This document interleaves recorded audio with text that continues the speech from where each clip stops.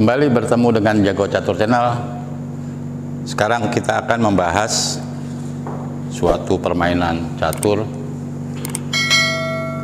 Ini yang membuat Michael Tal keringat dingin melawan pemain putih. Ini Michael Tal sebagai hitam. Diawali dengan sistem reti E6, kuda F3, D5, D4, dan Michael Tal menjawab dengan C5. Ini masuk ke apa yang disebut dengan pertahanan taras. Dalam permainan adalah kita perhatikan, jadi bukan Karpov atau Kasparov, tetapi Lev Polugayevsky yang bikin Michael Tal keringat dingin. C D5, ini masih bentuk standar dari taras variation. E4, ada pemukulan di C3, terus pertukaran buah, pukul D4, dan setelah CD4 hitam melanjutkan dengan cek di B4. Bentuk demikian sering terjadi. Nah, sekarang kalau hitam menteri A5, putih bisa menjawab dengan benteng B1, dan ada ini boleh dijalankan oleh putih. Kita beralih ke permainan setelah cek di B4 oleh hitam, tutup, hitam menjawab dengan pemukulan di gajah D2, pukul kembali dengan menteri, dan pengamanan raja rokade pendek oleh hitam. Lev Polu menjawab dengan gajah C4. Dilanjutkan dengan kuda C6, rokade, dan hitam berusaha mengaktifkan gajah C8-nya ke B7 dengan langkah B6. Benteng AD1, gajah B7, dan masih varian standar benteng FE1. Kita perhatikan, ini pernah terjadi juga permainan antara Boris Spassky melawan Petrosyan menjalankan benteng C8 setelah D5. Ini masih putih memegang kendali. Dalam pertarungan, Michael Tal merekomendasikan langkah kuda A5.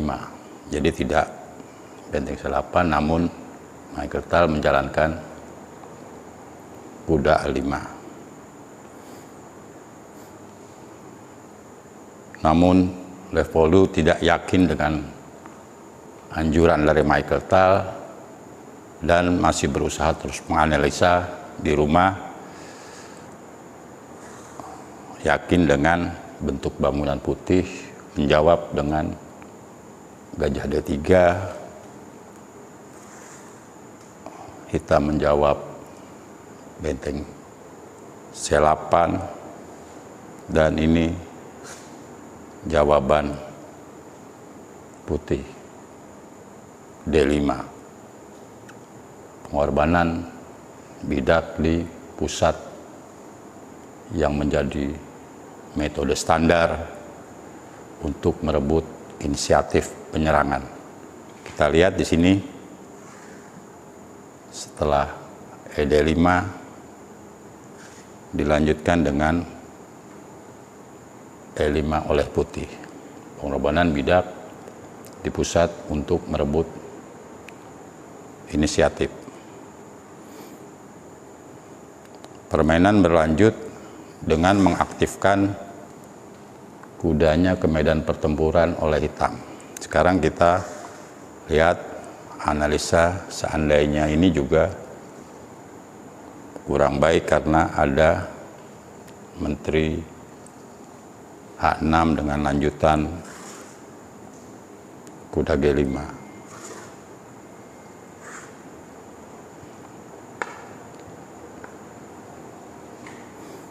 Tadi akhirnya partai berlanjut dengan langkah hitam kuda C4, dijawab oleh putih Menteri F4.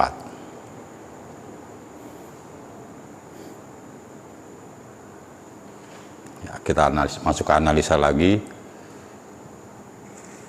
Kalau H6 bisa dijawab dengan Menteri F5,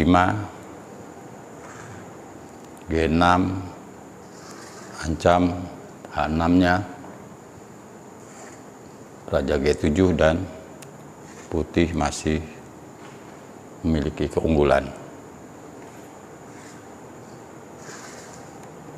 Balik ke permainan, sepertinya Michael Tal atau hitam meremehkan serangan putih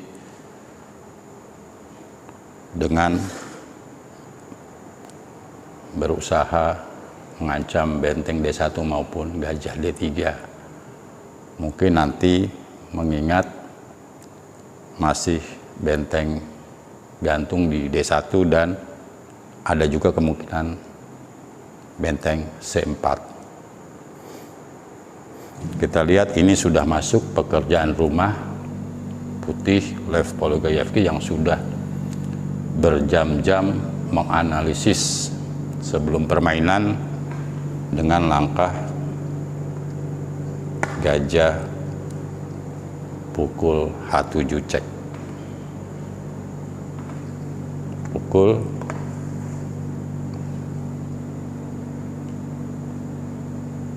cek. Kalau H6 langsung ya.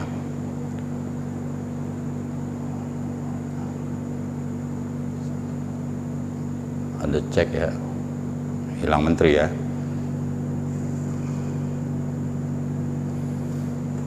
Nah, ini ada langkah yang diremehkan oleh hitam, namun sangat berbahaya sekali, H4, yang membuat Michael Tal keringat dingin.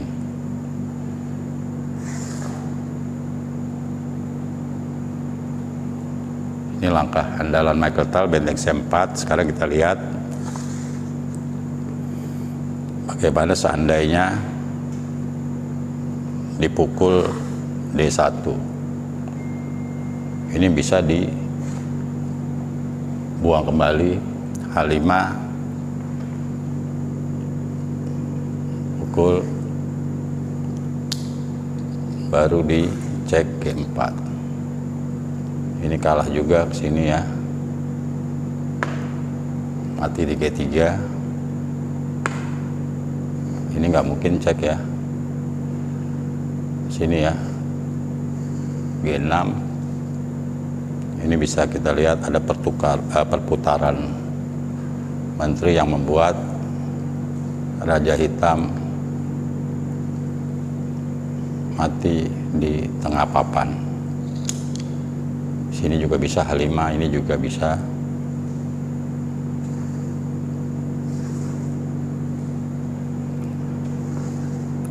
Itu diinginkan oleh hitam setelah ini tidak berani ngambil benteng D1 setelah 4. Dijalankan oleh hitam benteng C4. Apa yang dilakukan putih ini tetap H5.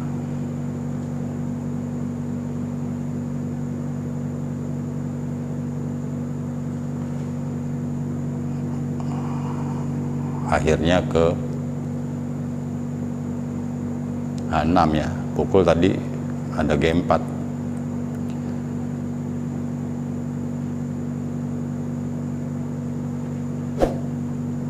Ini bisa di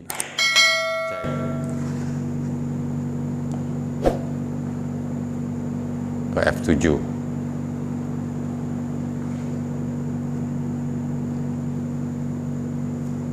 Double check ya. Raja H7 dan Menteri F5. Cek. Raja G8 dan dengan cepat Levolu menjalankan E6. Ternyata bentuk bangunan demikian sudah dianalisa berjam-jam menjelang permainan oleh putih. Pada saat itu tahun 69, kita bisa bayangkan Lev Pologayevsky menganalisa sampai langkah ke 25, termasuk variasi analisanya yang sangat rumit. Dalam posisi demikian, dalam analisa sebelumnya, Levolu menganggap ini sudah cukup menang putih, disertai dengan intuisi yang tajam, bidak E6 yang sangat menakutkan. Sekarang kalau Menteri E7 dijawab H6.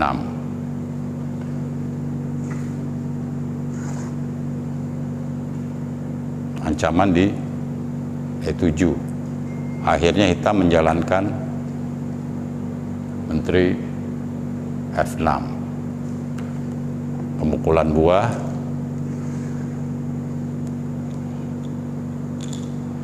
dan putih melanjutkan dengan ancaman kuda di B2.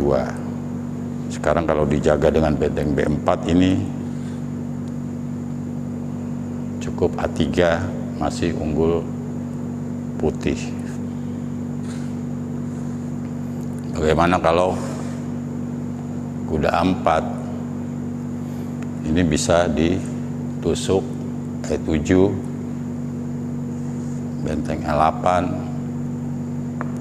kuda D6, gajah C6, pertukaran buah, dan ini masih lebih baik putih. Kita lihat dalam permainan di sini. Setelah ancaman di B2 ya, setelah ancaman di B2, hitam akhirnya menjawab dengan benteng C6. Pukul. Di sini dijawab oleh hitam dengan benteng E8 ya.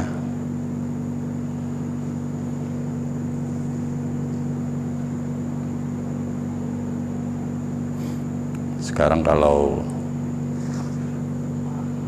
gajah C8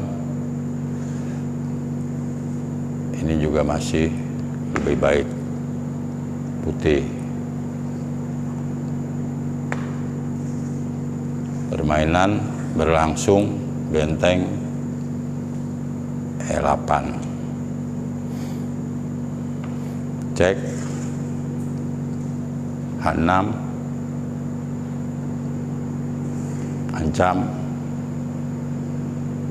kuda, F5, pukul E6, pukul kembali E6,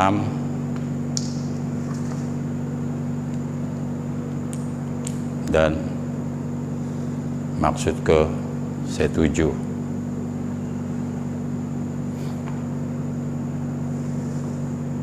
Berusaha bertukar,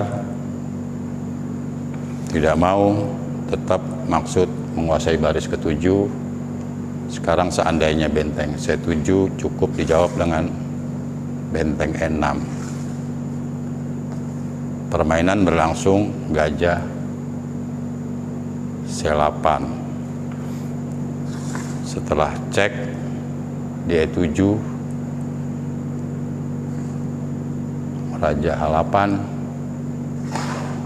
terus putih mendominasi, F5. Langkah-langkah putih ini yang membuat Michael Tal keringet dingin sampai akhirnya setelah benteng A7 hitam tidak melanjutkan permainan alias menyerah. Ini suatu bentuk contoh permainan bagaimana pengorbanan bidak di pusat putih untuk merebut inisiatif sampai meraih kemenangan. Terima kasih, semoga bermanfaat. Jangan lupa kirim-kirim subscribe, like, and share. Terima kasih.